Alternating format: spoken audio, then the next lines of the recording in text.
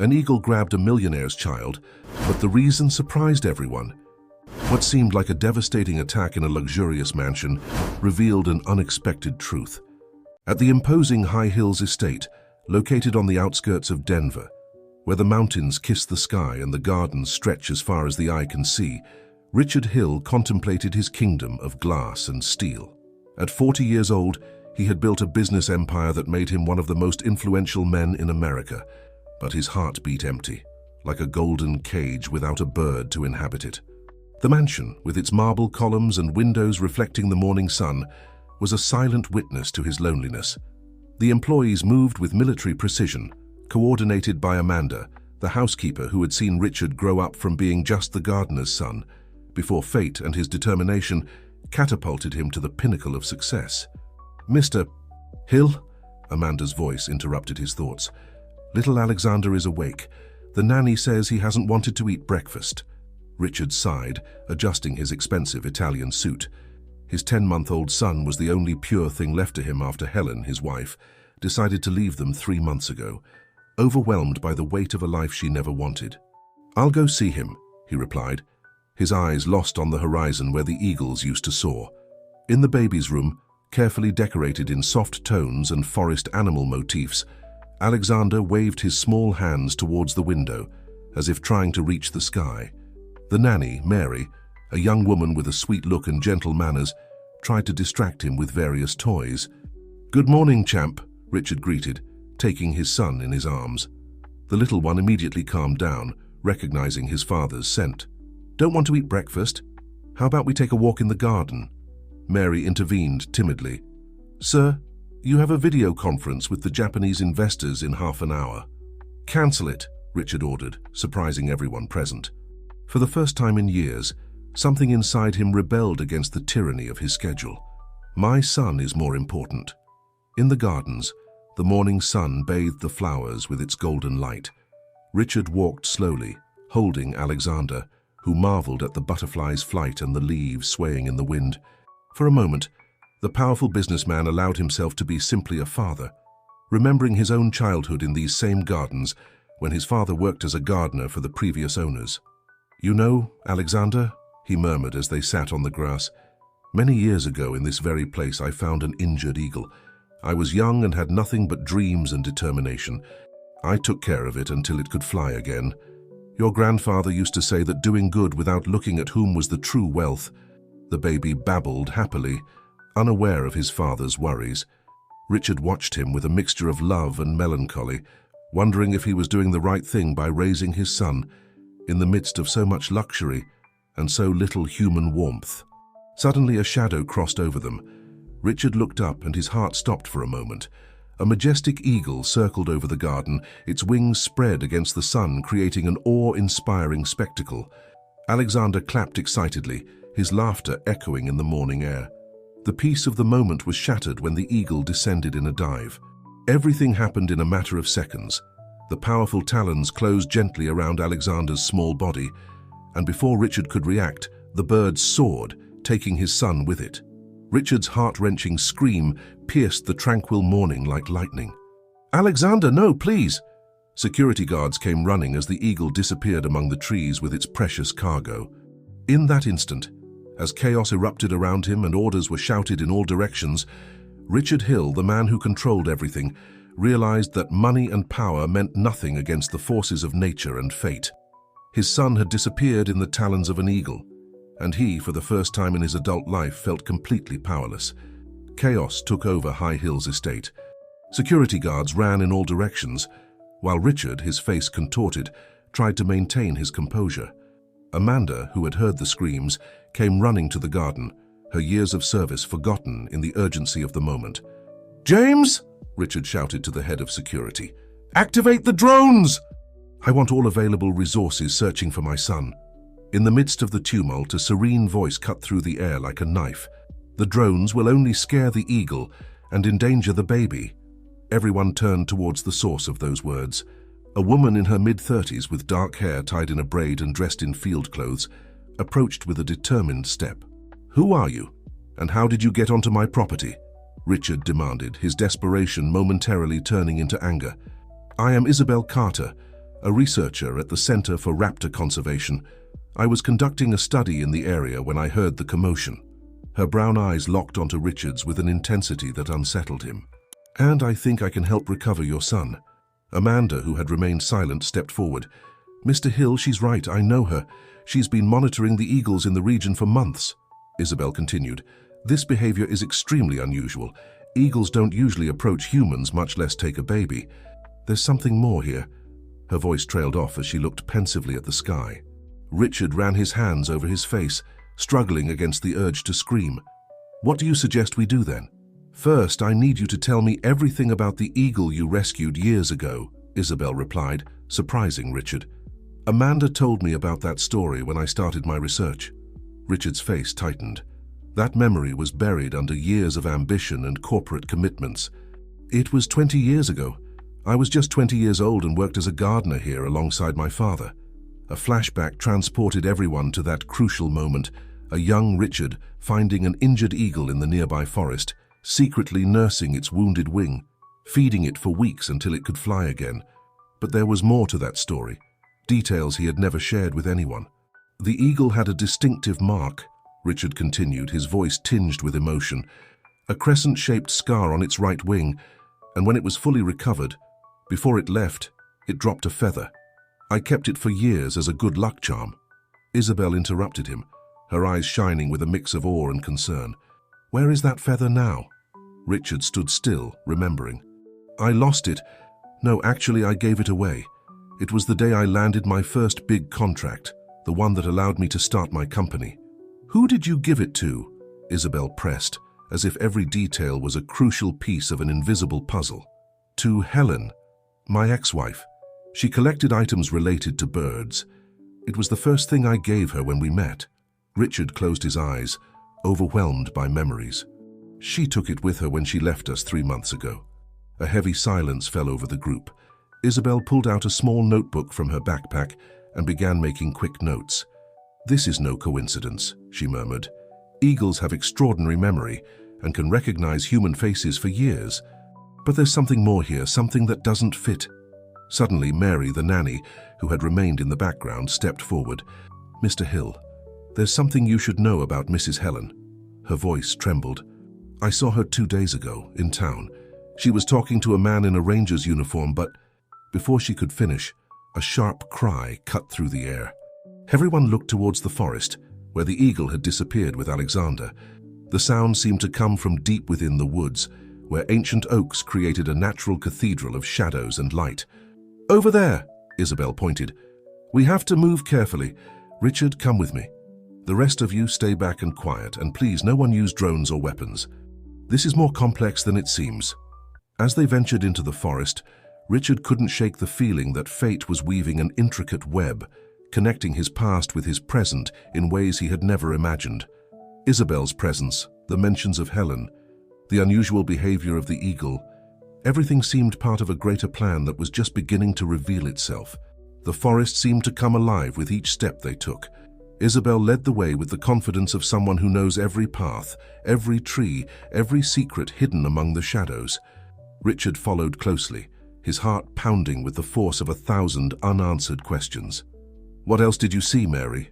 Richard asked as they advanced, his voice barely a whisper. The nanny, who had followed them against initial instructions, swallowed before responding. "Mrs. Helen. She and the ranger seemed to know each other very well. They had some papers, documents they were reviewing with great interest. When they saw me, they quickly put everything away. But I managed to see something that looked like a map of the estate." Isabel stopped abruptly, turning to Mary. "Did this ranger have a scar on his right cheek?" "Yes, how do you know?" "Miguel Harris," Isabel murmured, her face darkening. "Ex-ranger, actually. He was fired 6 months ago for engaging in suspicious activities within the nature reserve. He has been conducting unauthorized research on eagle behavior patterns." Richard felt the ground shift beneath his feet.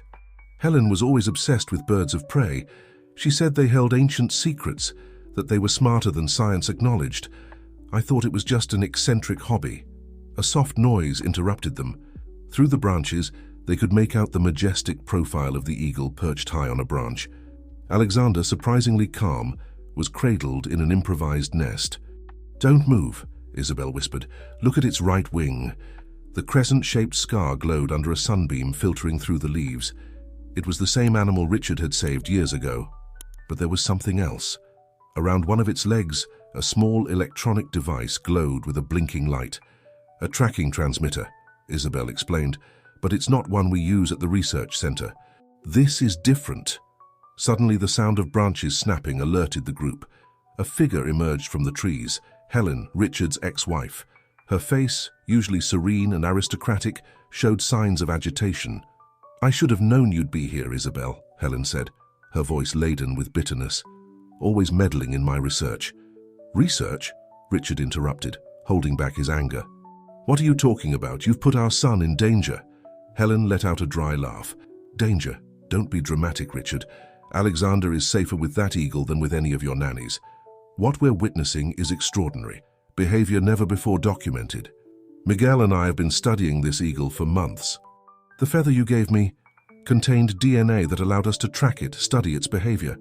Isabel stepped forward. "What you're doing is illegal, Helen. You've manipulated the natural behavior of a wild animal for what exactly?" "To prove that eagles have capabilities beyond our understanding," a male voice responded. Miguel Harris emerged from the shadows, holding an electronic device. "The transmitter doesn't just track, it also emits signals that can influence its behavior. Helen and I discovered that eagles can be programmed to perform specific tasks." Richard felt his world crumble. "You used our son as part of your experiment?" "It was necessary," Helen exclaimed, her eyes shining with an almost fanatical fervor. "We needed to prove that the eagle could recognize and protect a specific human. The connection it has with you, Richard, the way you saved it, it was all part of a pattern we needed to study." The eagle, as if understanding it was the center of the discussion, spread its wings protectively over the nest where Alexander lay. Its dark eyes seemed to observe the scene with unsettling intelligence. "But there's something you haven't considered, Helen," Isabel said, her voice trembling with indignation. "What you've done is not only illegal, but you've interfered with the delicate balance of nature, and there's something else you should know about this particular eagle." Before she could finish, a sharp sound emanated from the device Miguel was holding. The eagle stirred, its wings flapping vigorously, while Alexander began to cry for the first time since he had been taken. The tension in the air was palpable. Richard, torn between concern for his son and anger towards Helen, took a step towards the tree. Alexander's fate hung by a thread, while long-held secrets threatened to come to light in the midst of that ancient forest. The return to High Hills Estate was silent, each step laden with contained emotions. Richard held Alexander against his chest, as if fearing that letting go might make him disappear. Isabel walked beside him, her calm presence providing a strange comfort. "Mr. Hill," Amanda waited for them at the main entrance, her face showing signs of relief and concern. "The police want to take your statement, but I told them you needed a moment with your son." "Thank you, Amanda," Richard replied, his voice tired but firm. "Could you prepare the study? And please have Mary take Alexander to rest after the doctor checks him." Dr. Ramirez, who had been called in an emergency, examined Alexander with meticulous care. "It's extraordinary," she commented as she conducted the examination. "He doesn't have a scratch. It's as if the eagle protected him with the same care as a mother." In the study, Richard sank into his leather chair, the eagle's feather still in his hand. Isabel, who had been invited to stay, watched the garden where everything had begun. "How did I not see it?" Richard murmured, more to himself than to anyone else. "Helen was always obsessed with her research, but I never thought she would go so far." "Love can blind us," Isabel responded, turning towards him, "but it can also open our eyes when needed. What you did today, the connection you showed with the eagle, that's something Helen could never understand with all her science." Amanda entered with a tray of tea and documents. "Sir, they found this at Mrs. Helen's house." She placed a worn leather journal on the desk. "It seems to be her research diary." Richard opened it with trembling hands.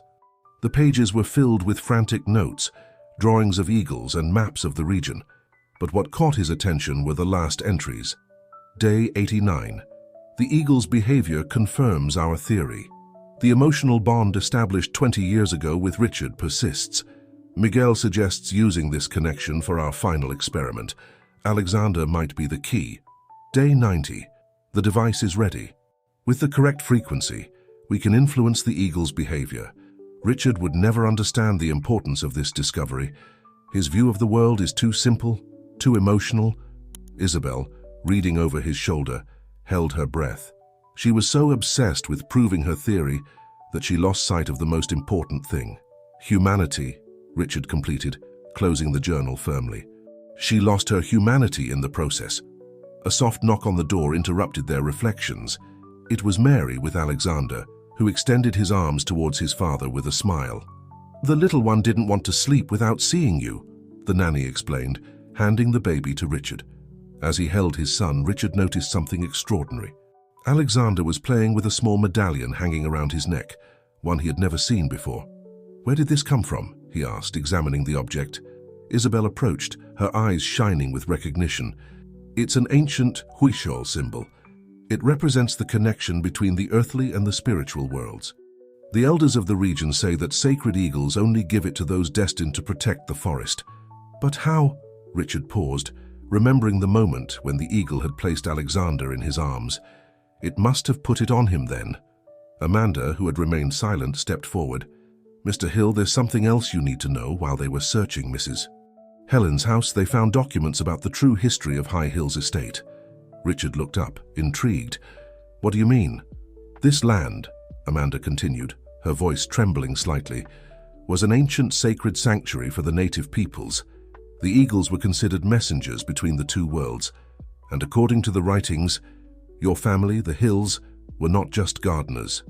They were the designated guardians of the sanctuary until they were stripped of their position 3 generations ago." The silence that followed was profound, only interrupted by Alexander's innocent laughter, who continued to play with the medallion, unaware of the revelations shaking the foundations of his world. Richard remained motionless, processing Amanda's words. The walls of the study, with their imposing bookshelves and expensive paintings, now seemed to tell a different story, a story that had always been there, waiting to be discovered. "My father," Richard murmured, his eyes fixed on a distant point. "He always said our place was here, that the land called us. I thought it was just the simple love of a gardener for his work." Isabel approached the desk, spreading out an ancient map she had taken from her backpack. "Look at this. I've been studying the nesting patterns of the eagles in the region. All the main nests form a specific pattern around the estate, as if it were a symbol of protection," Amanda completed, her eyes shining with understanding. "The same symbol that appears on Alexander's medallion." Mary, who had remained silent, stepped forward. "Mr. Hill, there's something more. My grandmother, she was a healer in the village. She always spoke of the ancient guardians of these lands. She said they would return when the sacred eagle recognized its true protector." Richard looked at his son, who continued to be fascinated by the medallion. "Is that why Helen was so obsessed? Did she know about this?" "The documents in her house suggest she did," Amanda replied, pulling out more papers from a folder. "She found ancient records that spoke of the true history of the hills. But instead of revealing the truth, she wanted to use that knowledge for her own purposes." A knock on the door interrupted the conversation. It was Mr. Johnson, the oldest of the estate workers, a man who had known Richard's father. "Sorry for the intrusion," the old man said, his voice full of emotion. "But when I heard what happened, there's something you need to see." Mr. Johnson led them to a remote part of the gardens, where an old shed was hidden among the vegetation. With trembling hands, he removed some boards from the floor, revealing a secret compartment. "Your father asked me to keep this," he explained, pulling out a carved wooden chest. "He said the day would come when his son would need to know the truth." Richard opened the chest with reverence. Inside, he found an ancient leather book, yellowed documents, and most surprisingly, a medallion identical to the one Alexander now wore. "It's your grandfather's diary," Mr. Johnson explained, "the last true guardian before the family was stripped of their lands." Isabel, who had been examining the documents, let out an exclamation. "These are the original land titles. According to this, the High Hills Estate wasn't just a property. It was a sacred trust, entrusted to the Monteros to protect the sanctuary of the eagles. And now the circle closes," murmured Amanda, looking significantly at Alexander. "The eagle didn't just protect the child, it marked him as the next guardian." Richard began to read the diary, his voice trembling with each word. There will come a day when our legacy will be restored. The eagles, guardians of ancient truth, will recognize the one who bears our blood and our spirit. And when that day comes, the land will be in balance again. A familiar sound interrupted the reading. Everyone looked up to see the eagle, majestic against the evening sky, circling perfectly over the estate. Alexander laughed, extending his small hands towards the bird, as the medallion on his neck shone under the sunlight, like a beacon of hope for the future that was just beginning to unfold. The news of the transformation of the High Hills estate into a protected sanctuary spread like wildfire through the region. In the mansion's boardroom, Richard faced his board of directors, men and women in expensive suits, who looked at him with a mix of disbelief and concern. "Have you lost your mind, Richard?" blurted out William Vega, the financial director. Turning the estate into a sanctuary would mean losing millions in potential real estate development. The investors are furious. The investors will have to understand that there are things more important than money, Richard replied calmly, while holding his grandfather's ancient diary. "Besides, I've already devised a plan with Isabel to make the sanctuary self-sustaining." Isabel, who had been invited to the meeting, spread several documents on the table. "The model we propose combines conservation with responsible ecotourism. Several universities have already shown interest in establishing research centers here." "And what about the land we bought for the new development?" intervened Patricia Mendoza, the operations director. "The contracts are already signed. We will renegotiate them," Richard replied firmly.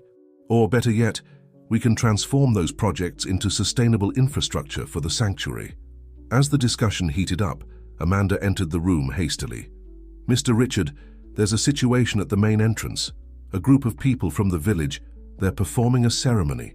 Richard and Isabel hurried to the entrance. What they found left them speechless. Dozens of local residents, many of them elderly, were gathered in a circle.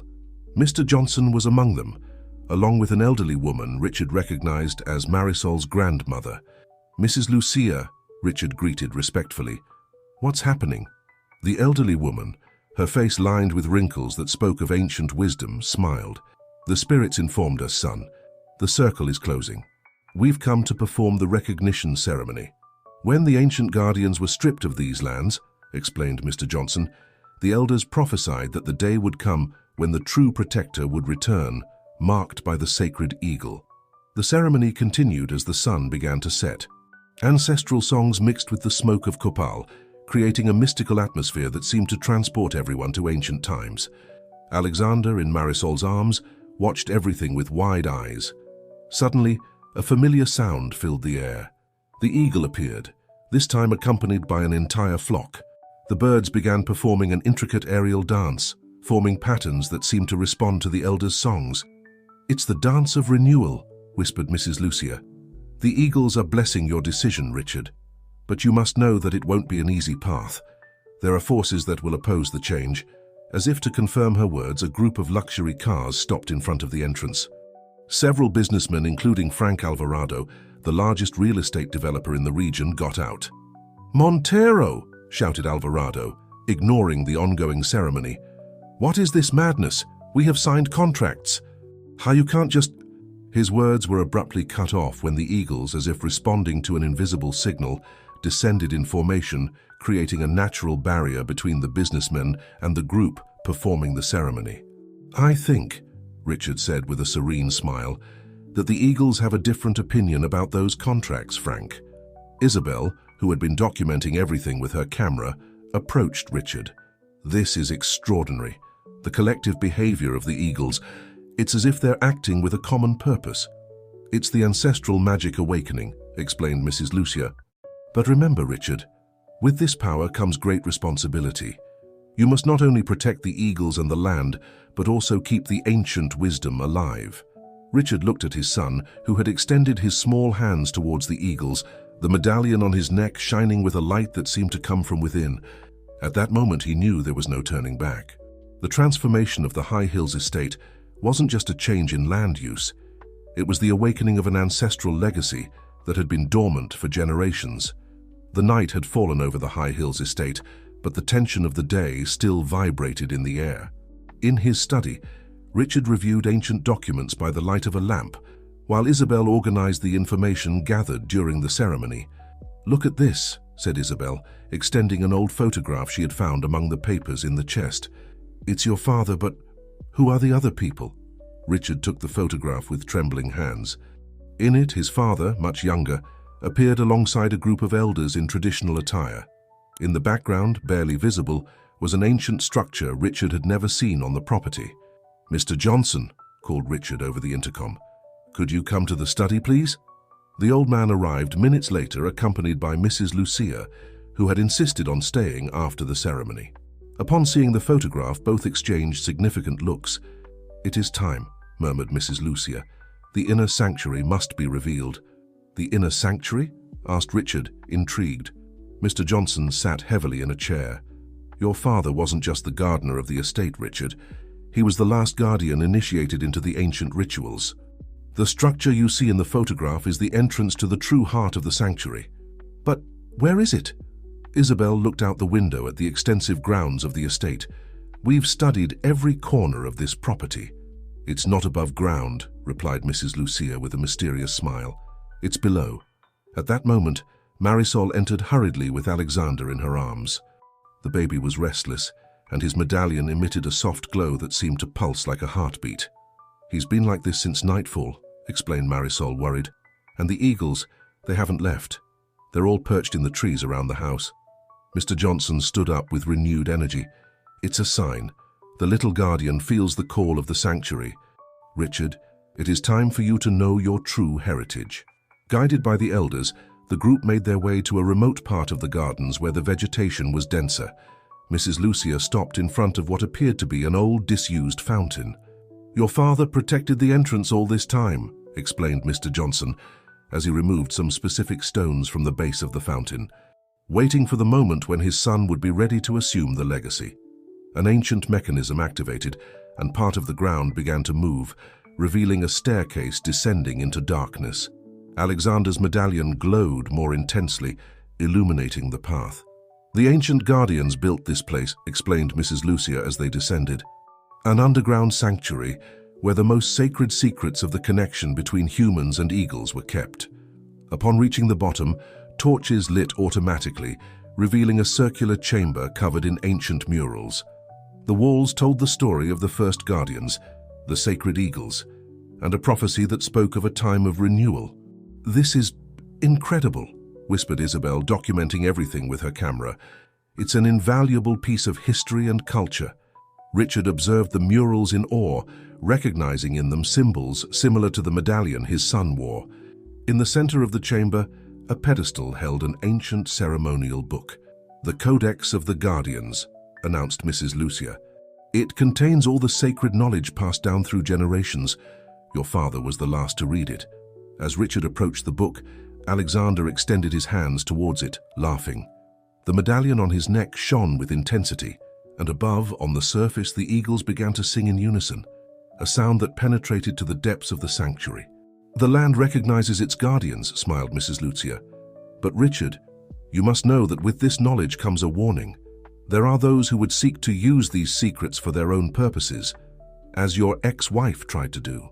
"Elena," murmured Richard. "Did she know about this place?" "No," replied Mr. Johnson, "but she suspected its existence. That's why her obsession with the eagles and the ancient records. She sought a power she could never truly understand." The dawn found Richard in the underground sanctuary, studying the Codex of the Guardians with reverence. The ancient pages revealed secrets that went beyond his modern understanding, rituals of communication with the eagles, energetic maps of the land, and prophecies that seemed to come to life before his eyes. "The circle must be completed," said Mrs. Lucia, who had stayed with him throughout the night. "For you to be officially recognized as a guardian, you must undergo the initiation ceremony." Isabel, who had been documenting every detail with meticulous care, looked up from her notes. "What does this ceremony entail?" "The aspiring guardian must demonstrate their connection to the eagles and the land," explained Mr. Johnson, pointing to a specific mural on the wall. "But it's not a test of power, it's a test of the heart." At that moment, Amanda entered hurriedly. "Mr. Richard, there's a situation upstairs. Frank Alvarado has returned, and this time he has brought government officials." Richard closed the codex carefully. "We'll have to postpone the ceremony." "No," interrupted Mrs. Lucia firmly. This is the precise moment. The test doesn't always come in the form we expect. Emerging from the sanctuary, they found the garden filled with people. Frank Alvarado, flanked by officials and lawyers, held a bundle of documents with a triumphant air. "Montero!" called Alvarado, ignoring the ongoing ceremony. "I have here a court order questioning the validity of your ancestral claim to these lands. Without concrete evidence of your family's historical connection to the property." His words were interrupted by an astonishing spectacle. The eagles, which had remained vigilant throughout the night, began to descend in formation. The medallion on Alexander in Marisol's arms shone with intensity. "The test is beginning," whispered Mrs. Lucia. "Richard, it's time." With a calm he didn't know he possessed, Richard stepped into the center of the garden. The eagles formed a perfect circle around him, while the rising sun bathed the scene in golden light. "This territory," began Richard with firm voice, "is not just a property that can be bought or sold. It is a sacred sanctuary protected by forces beyond our earthly laws." As if responding to his words, the largest eagle, the same one that had protected Alexander, descended and perched next to him. Its eyes, deep and ancient, seemed to penetrate the soul of everyone present. Mrs. Lucia began to sing in an ancient language, and the wind seemed to carry her voice in all directions. The officials and lawyers watched in awe as the eagles responded to the song, creating a natural symphony that resonated with ancestral power. "The Codex speaks of this moment," explained Mr. Johnson to those present. "When the true guardian presents themselves to the doubters, the land itself will testify in their favor." Suddenly, the ground beneath their feet began to vibrate softly. Small lights like fireflies emerged from the earth, dancing among the eagles and the people. The medallion on Alexander pulsed in sync with these lights, creating a spectacle that defied all rational explanation. Frank Alvarado, visibly shaken, took a step back. This is impossible." "No," responded Richard serenely. "This is what has always been real. Our deeds and contracts are just paper. The true law is written in the land itself, in the flight of the eagles, in the blood of the guardians." The government officials, witnesses to something beyond their bureaucratic comprehension, began to murmur among themselves. One of them, the eldest, stepped forward. "Mr. Montero," he said respectfully, "I believe we will need to review the classification of these lands. What we have witnessed here suggests that this place deserves special protection under cultural and natural heritage laws." The eagles, seemingly satisfied with the turn of events, began to ascend one by one, while the lights gently returned to the earth. The spectacle was over, but its impact would linger in the memory of all present. "The test has been completed," announced Mrs. Lucia with a smile. "The guardian has been recognized not only by the eagles and the land, but also by men." In the days following the demonstration of ancestral power, the High Hills estate transformed into a hub of unprecedented mystical activity. Government officials, anthropologists, and conservation experts arrived continuously, all eager to document and understand what had happened on that memorable dawn. Richard, sitting in his study with Isabel and the elders, reviewed the official proposal to declare the estate a protected cultural and natural heritage zone. "It's extraordinary," commented Isabel, pointing to the terms of the document. "They've created an entirely new category of protection, living ancestral sanctuary, the first of its kind. Bureaucracy finally bows to ancient wisdom," smiled Mrs. Lucia, while preparing herbs for a purification ceremony. Amanda entered with urgent news. "Mr. Richard, Elena has requested to see you. She's at the detention center awaiting her trial." A tense silence filled the room. Richard looked instinctively towards where Alexander played with his blocks, the medallion on his neck glowing softly. "You must go," said Mr. Johnson firmly. "There are cycles that need to be closed so that others can begin." At the detention center, Eleanor waited in a stark visitation room. Her usual elegance had been replaced by a forced simplicity, but her eyes retained their intensity. "You've discovered the sanctuary," she said without preamble when Richard sat across from her. It wasn't a question. "How do you know?" "I can see it in your eyes. There's a different light in them, the same one I saw in the ancient texts describing the guardians." Elena leaned forward. "Everything I did, Richard, was for knowledge. I wanted to understand the power I felt in those lands. The power wasn't yours to take, Elena. It's not even mine to possess.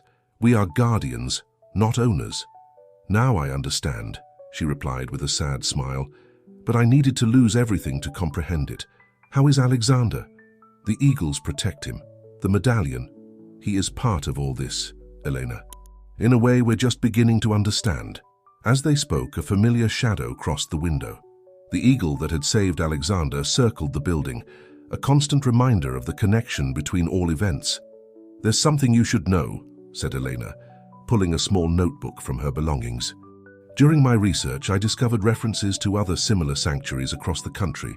You're not alone, Richard. There are other guardians. Richard took the notebook carefully. Why are you telling me this now? Because I understood that true power doesn't lie in controlling nature, but in being part of it. My ambition blinded me, but perhaps this information in the right hands can do some good. Returning to the estate, Richard found Isabel and Marisol organizing a surprise. They had transformed the old greenhouse into an environmental education center. The village children will come tomorrow for their first class, explained Marisol excitedly. We'll teach them about the eagles, the importance of the sanctuary, and about the guardians, added Isabel, pointing to the murals they had painted, depicting the history of the estate and its protectors. Alexander, from his playpen, applauded every time an eagle passed near the windows. The medallion on his neck shone with each clap, as if responding to a joy deeper than mere childish fun. The circle expands, murmured Mrs. Lucia, who watched the scene. Each new heart that opens to ancient wisdom strengthens the sanctuary's protection. Richard looked at the notebook Elena had given him. And it seems our circle is larger than we thought. The ancients spoke of a network of sanctuaries, nodded Mr. Johnson, points of power connected through the eagle's migratory routes. Perhaps the time has come to reconnect those sacred ties. Elena's notebook had revealed a network of ancient sanctuaries stretching across Mexico, each with its own history and guardians. In the estate's study, Richard, Isabel, and the elders plotted points on a map while Alexander slept peacefully in his nearby playpen. Here, pointed Isabel, marking a spot in the Sierra Madre Oriental. According to Elena's notes, there's a community that protects a similar sanctuary. The eagle's migration patterns match perfectly. And here, added Mr. Johnson, pointing to another spot, in Oaxaca. My father used to talk about the guardians of those mountains. Amanda entered with a tray of traditional herbal tea. Mr. Richard, someone just arrived, saying they come from one of these places. A woman named Carmen Aguilar. The visitor who entered the study was a woman in her 50s, with a presence that radiated wisdom and calm strength. Around her neck, she wore a medallion similar to Alexander's, though of slightly different design. The ancients spoke to us of your awakening, said Carmen without preamble. The eagles have been restless, dancing in patterns we haven't seen in generations. Now I understand why. Alexander woke up at that moment, his medallion glowing in response to Carmen's presence. The woman smiled upon seeing him. The little guardian, she murmured. His light is strong. How many sanctuaries remain? Asked Richard. 7 in total, replied Carmen. Each protected by families who have kept the traditions secret for generations. But times are changing. The eagles tell us it's time to unite. Isabel, who had been documenting everything, intervened. The flight patterns we've been recording, are they signals? More than that, explained Carmen. They're a call. The eagles are tracing the ancient sacred paths, reminding us of the connections we've forgotten. Marisol entered hurriedly. You have to see this. Everyone headed to the garden. In the sky, an extraordinary spectacle was unfolding. Eagles of different species converged over the estate, creating patterns that danced with the evening light. The dance of the 7 winds, whispered Mrs. Lucia. The prophecy speaks of this moment, when the guardians gather under the sacred flight. Richard held Alexander close, feeling the immense weight of the moment. The air was charged with an ancient energy, something that seemed to bridge the past and the present. The eagles' synchronized flight created an awe-inspiring display, their movements precise and purposeful. The guardians are returning, Mr. Johnson murmured, his eyes glistening with emotion. The land recognizes its true protectors. Richard looked at his son, who was reaching out towards the sky, the medallion around his neck glowing brightly. It was as if Alexander could feel the connection, the ancient bond being renewed. What's happening? Asked Isabel, her voice filled with wonder. "The prophecy is being fulfilled," Mrs. Lucia explained. "The guardians of the 7 sanctuaries are coming together. This is a sign that the ancient balance is being restored." As the eagles continued their dance, a series of cars pulled up to the entrance of the estate. Out stepped several high-ranking officials, including Mr. Alvarado, the most influential developer in the region. "Richard," Mr. Alvarado shouted, ignoring the ceremony taking place. "What is this madness? We have contracts. You can't just—" His words were cut short as the eagles, responding to an unseen command, descended in formation, creating a natural barrier between the businessmen and the ceremony. "I believe the eagles have a different opinion about those contracts, Mr. Alvarado," Richard said with a serene smile. Isabel, documenting everything with her camera, approached Richard. "This is extraordinary. The collective behavior of the eagles. It's as if they are acting with a unified purpose." "It's the ancient magic awakening," Mrs. Lucia said. "But remember, Richard, with this power comes great responsibility. You must protect not only the eagles and the land, but also keep the ancient wisdom alive." Richard looked at his son, who was still reaching out towards the eagles, the medallion glowing brightly. He knew that this was just the beginning. The transformation of the estate was not just about changing the land's use, but about awakening a legacy that had been dormant for generations. The officials, witnessing the extraordinary display, began to murmur among themselves. One of the older officials stepped forward, his expression respectful. "Mr. Monroe," he said, addressing Richard, "I believe we need to reconsider the classification of these lands. What we have witnessed here suggests that this place deserves special protection under cultural and natural heritage laws." The eagles, satisfied with the outcome, began to ascend one by one, their shadows casting protective patterns on the ground below. The ceremony had ended, but its impact would resonate for years to come. "The test is complete," Mrs. Lucia announced. "The Guardian has been recognized not only by the eagles and the land, but also by the people." In the days that followed, the estate became a hive of activity. Government officials, anthropologists, and conservation experts arrived to document and understand what had transpired.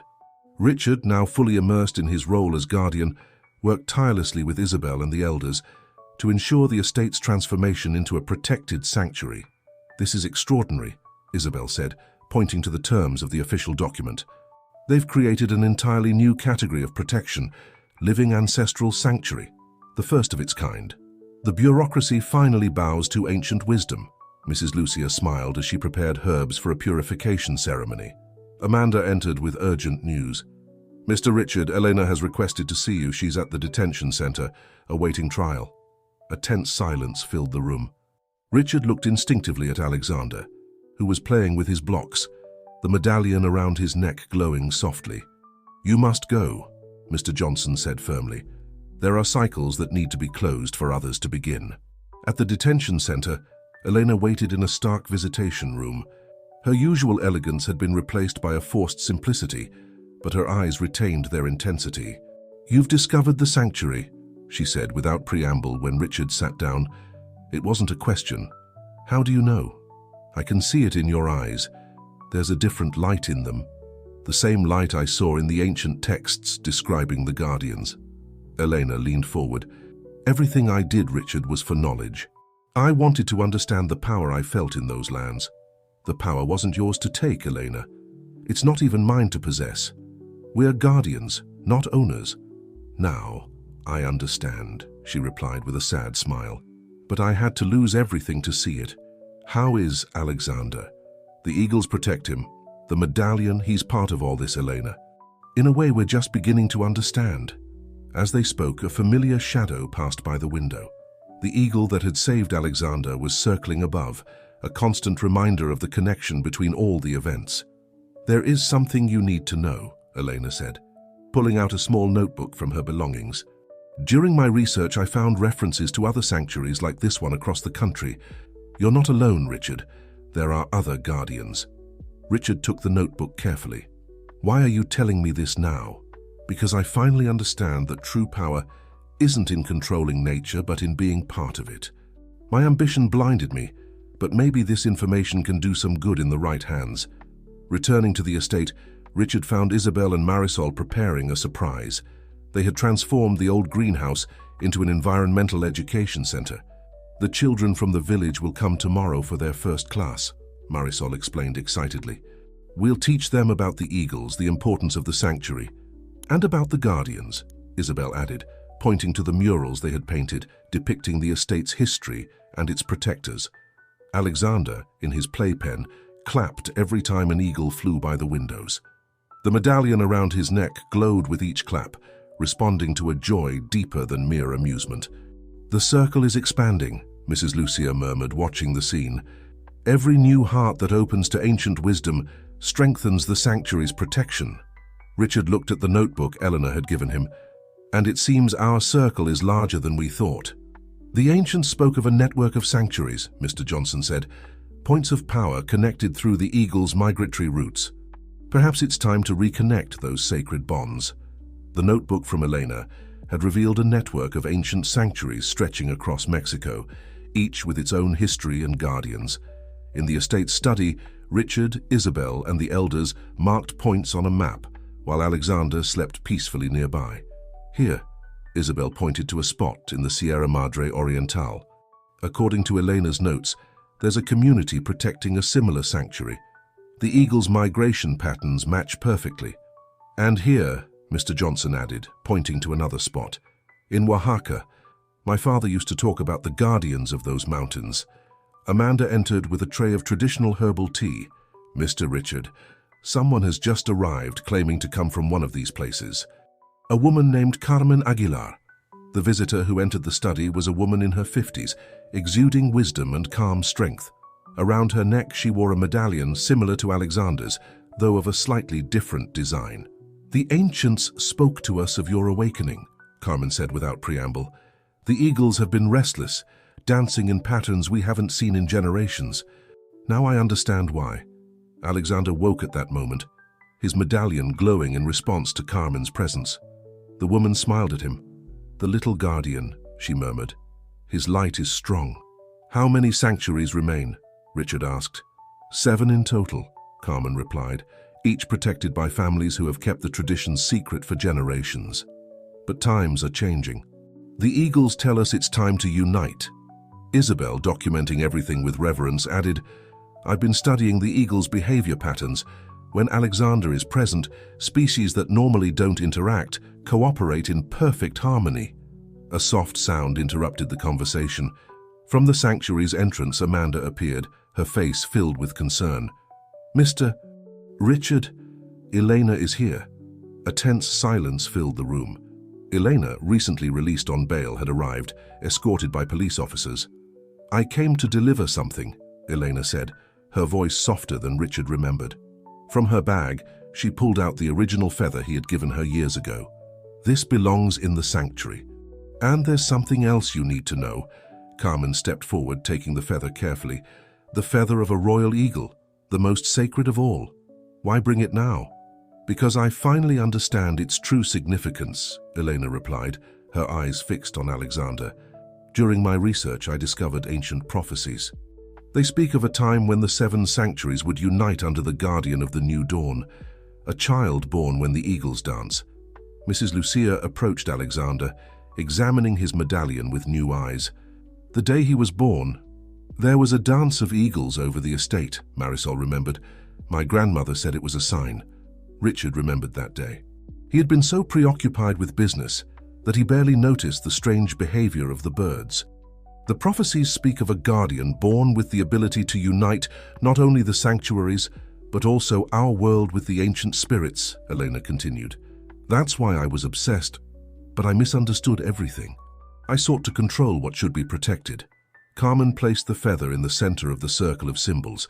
This feather, it's not just any feather. It's the same one passed from guardian to guardian for generations until it was lost 50 years ago. And it found its way back, Mr. Johnson murmured. Through an act of love when Richard gave it to Elena. Suddenly, Alexander's medallion began to glow with unprecedented intensity. Above, the eagle's song echoed powerfully, reaching the depths of the sanctuary. The unification ceremony must be performed soon, Carmen declared urgently. The signs are clear. The moment we've waited for generations is upon us. Are we ready? Isabel asked, feeling the weight of the historical moment. "It's not about being ready," Eleanor surprisingly interjected. "It's about answering the call when it comes. I couldn't see it before, but now." Richard held his son, feeling the power emanating from the medallion. "What do we need to do?" "First, your initiation," Carmen replied. "Then the 7 main guardians must gather in the sacred circle, and Alexander, he will be the center that unites all the ancient powers." The full moon night bathed the estate with a silvery light as the preparations for Richard's initiation ceremony reached their climax. The underground sanctuary had been transformed. Ancient symbols glowed with natural pigments on the walls, and the scent of sacred herbs filled the air. The 7 main guardians formed a circle around the ceremonial center, each holding a sacred eagle feather representing their sanctuary. Carmen directed the preparations with the confidence of someone who had performed this ritual countless times.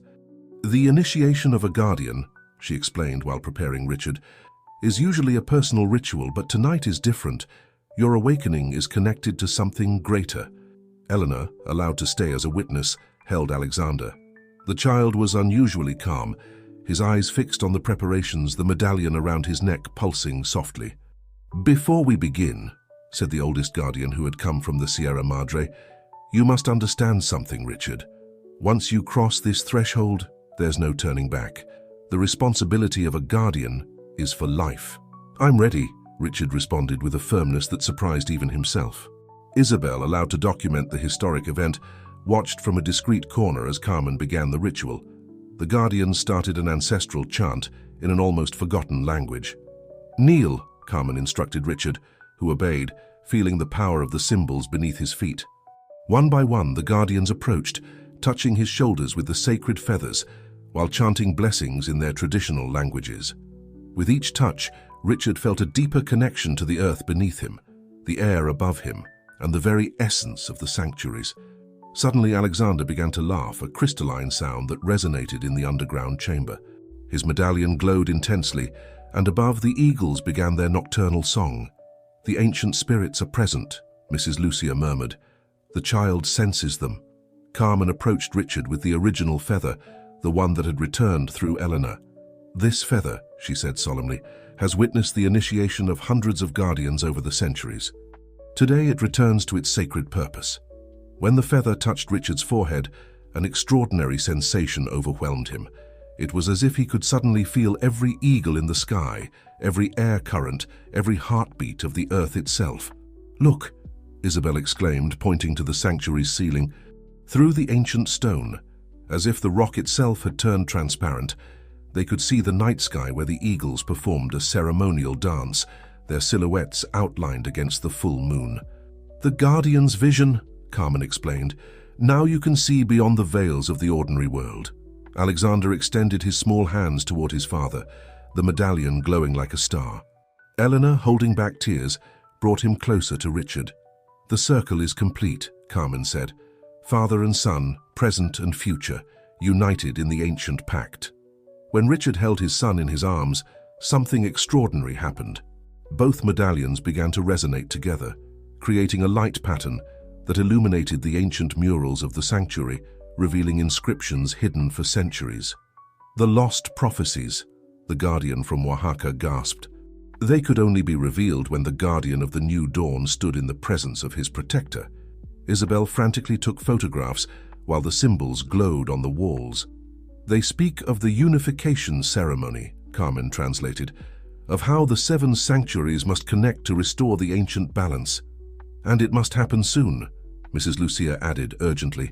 "The signs are clear. The moment we've awaited for generations is upon us."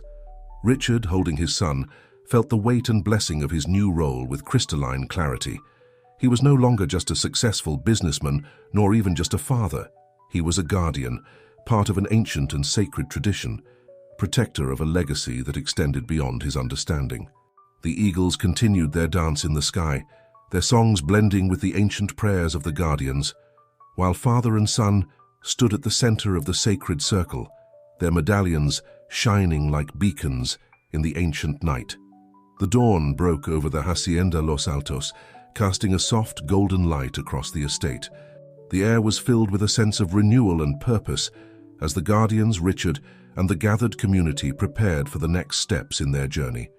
Richard, now fully embracing his role as a guardian, stood with Alexander in the garden, watching the eagles soar above. The transformation of the estate into a sanctuary had begun, but there was still much work to be done. "So we need to connect with the other sanctuaries," Richard said to Carmen and Isabel, who stood by his side. "The network must be re-established and the ancient paths restored." Carmen nodded, her eyes reflecting the morning light. "Indeed, the eagles have shown us the way. We must visit each sanctuary, perform the unification ceremonies, and ensure that the guardians are ready for the challenges ahead." Isabel, documenting the moment with her camera, added, "This is a historic opportunity. The world needs to see how ancient wisdom can guide us in protecting our natural heritage." Amanda approached, carrying a tray of herbal tea. "Mr. Richard, we have visitors. Representatives from the other sanctuaries have arrived. They wish to discuss the next steps." Richard turned to see a group of men and women, each wearing medallions similar to his own, approaching the garden. Among them were guardians from the Sierra Madre, Oaxaca, and other regions mentioned in Elena's notebook. "Welcome," Richard greeted them warmly. "We have much to discuss." The guardians gathered in a circle, their presence a testament to the unity and strength of their ancient traditions. As they exchanged stories and knowledge, it became clear that each sanctuary faced unique challenges, but shared a common goal to protect and preserve the sacred lands and the eagles that watched over them. "We must act quickly," said Miguel, a guardian from the Sierra Madre. "The threats to our sanctuaries are growing. Deforestation, illegal hunting, and development projects are encroaching on our lands." "Agreed," said Sofia, a guardian from Oaxaca. "But we also have allies.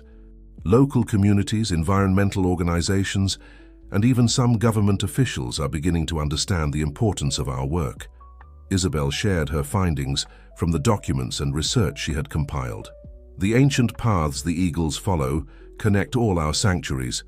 By protecting these routes, we can ensure the eagles' safety and maintain the balance of the ecosystems they support." Richard looked at Alexander, who was playing with a small eagle feather. "My son has shown us the way. His connection to the eagles is a sign that we are on the right path. We must honor this legacy and ensure it continues for future generations." Carmen stood and addressed the group. "The first step is to perform the unification ceremonies at each sanctuary. These rituals will strengthen the bonds between our lands and the eagles, and they will signal to the world that we are united in our mission." The guardians agreed, and plans were made to visit each sanctuary in the coming months. Richard, Carmen, and Isabel would lead the efforts, documenting the journey and sharing their discoveries with the world. As the meeting concluded, Richard felt a deep sense of purpose and connection. The journey ahead would be challenging, but he knew that with the support of the guardians and the wisdom of the ancients, they could succeed. The following weeks were a whirlwind of activity. Richard and his team traveled to each sanctuary, performing the unification ceremonies and meeting with local communities. The rituals were powerful, each one strengthening the bonds between the sanctuaries and the eagles. In the Sierra Madre, they performed a ceremony at dawn, the eagles' cries echoing through the mountains as the guardians chanted ancient prayers. In Oaxaca, they gathered under the full moon, the light illuminating the sacred symbols carved into the rocks. At each sanctuary, the local guardians shared their knowledge and traditions, enriching the collective understanding of the network. Isabel documented every moment, creating a comprehensive record of the journey. As they traveled, Richard noticed a growing awareness and support from the communities they visited. People were beginning to understand the importance of the sanctuaries and the role of the guardians in protecting the natural world. One evening, as they sat around a campfire in the mountains of Oaxaca, Sofia shared a story from her ancestors. Long ago, the eagles were seen as messengers of the gods. They carried the prayers of the people to the heavens and brought back wisdom and guidance. By protecting the eagles, we honor that sacred connection. Richard listened, feeling a deep sense of gratitude for the wisdom being shared. "We are not just protecting the eagles," he said. "We are preserving a way of life, a connection to the earth and the spirits that has sustained our people for generations."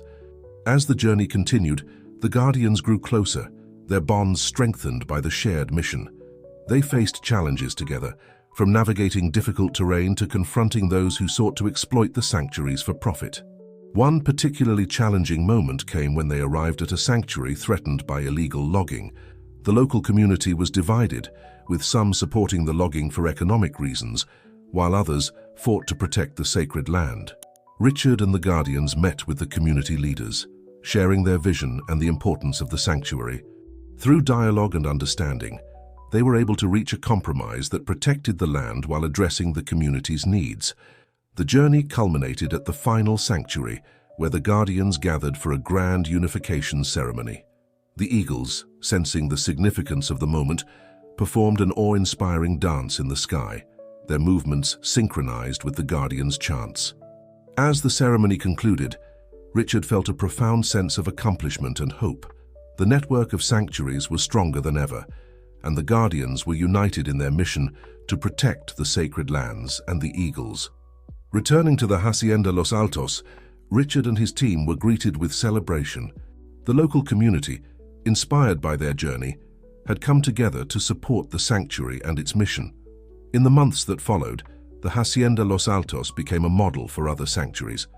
Environmental organizations, government officials, and local communities worked together to protect the sacred lands and the eagles that watched over them. Isabel's documentation of the journey was published, reaching a global audience and raising awareness of the importance of the sanctuaries. The story of the Guardians and their mission inspired people around the world to take action in their own communities. Richard, now fully embracing his role as a guardian, continued to lead the efforts at the Hacienda Los Altos. He worked closely with Carmen, Isabel, and the other Guardians to ensure the sanctuaries remained protected and the ancient wisdom preserved. One evening, as Richard stood on the balcony of the estate, watching the eagles soar above, he felt a deep sense of peace. Alexander, now a little older, stood beside him, the medallion around his neck glowing softly. "Daddy, look at the eagles," Alexander said, pointing to the sky. Richard smiled, placing a hand on his son's shoulder. "Yes, my son, they are our guardians, and we are theirs." As the sun set over the Hacienda Los Altos, Richard knew that the journey was far from over. There would be challenges ahead, but with the strength of the Guardians and the wisdom of the ancients, they would continue to protect the sacred lands and the eagles for generations to come. And so, the legacy of the Guardians lived on, a testament to the power of unity, respect for the natural world, and the enduring connection between humanity and the ancient spirits that watched over them. The Hacienda Los Altos, once a symbol of wealth and power, had become a beacon of hope and a sanctuary for the eagles and the people who protected them. The journey had transformed not only the land, but also the hearts and minds of those who had come to understand the true meaning of being a guardian. As the stars filled the night sky, Richard and Alexander stood together, knowing that they were part of something much greater than themselves. The eagles' cries echoed through the night, a reminder of the sacred bond that had been restored and the promise of a future where the ancient wisdom would continue to guide and protect.